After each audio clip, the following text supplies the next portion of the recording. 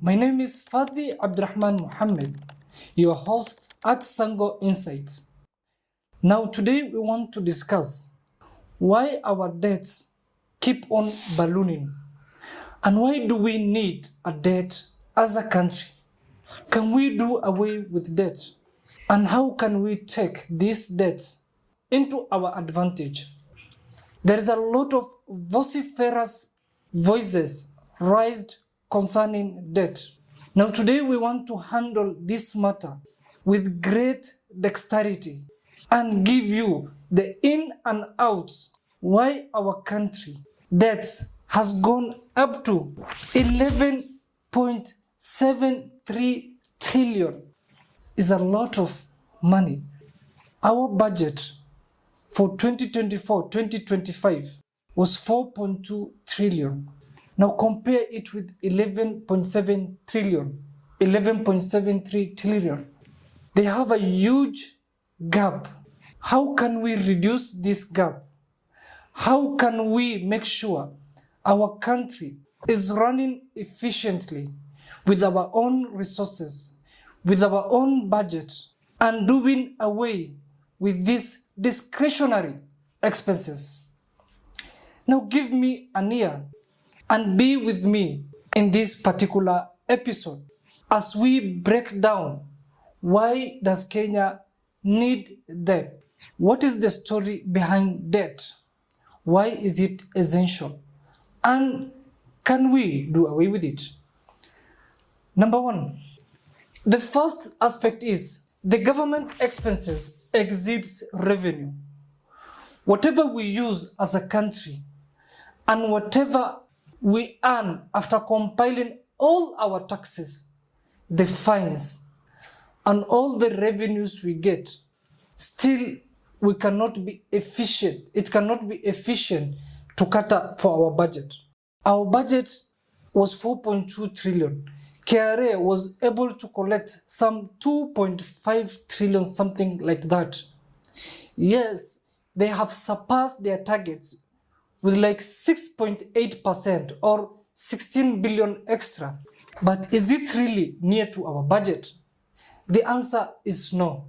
So to make sure each and every budgeted expenses is catered for, the government finances the budget deficit with borrowings, whether locally or we borrow internationally.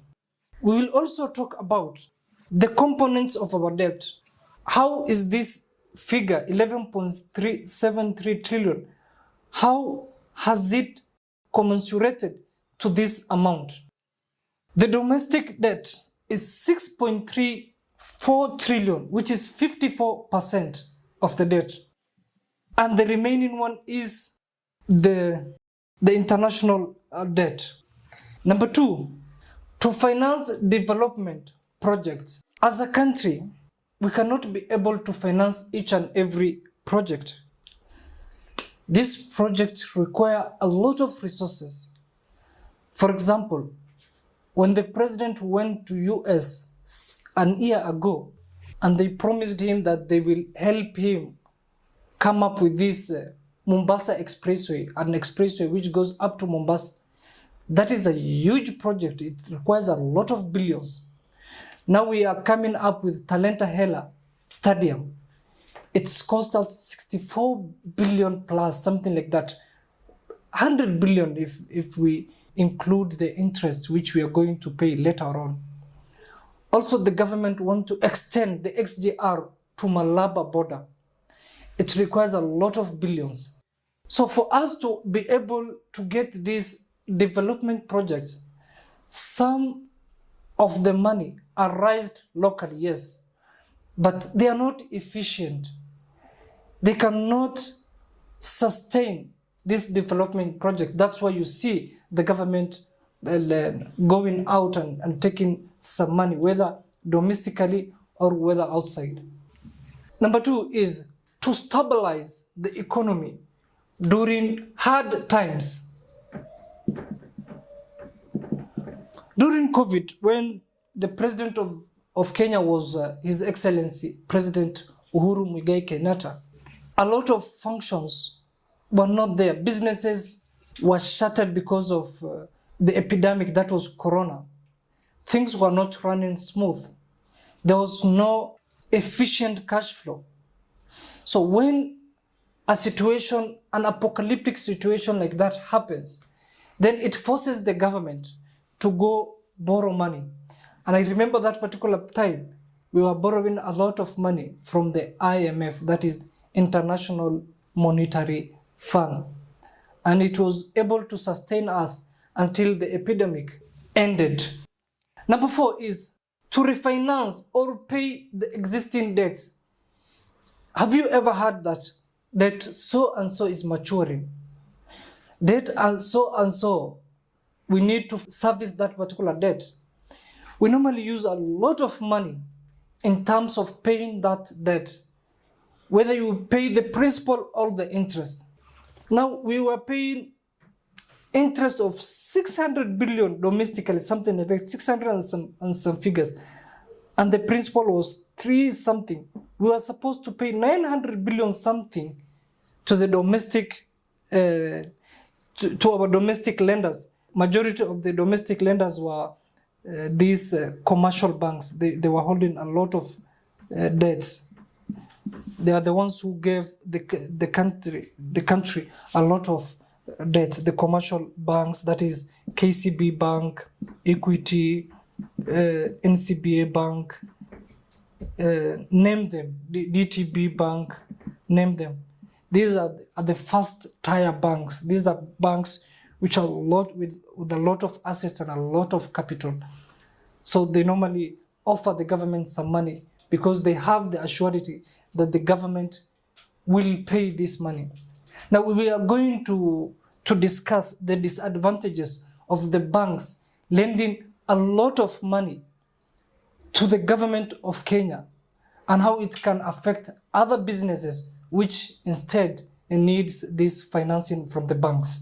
That is a topic from another day. Number 5, to attract donor confidence or private investment.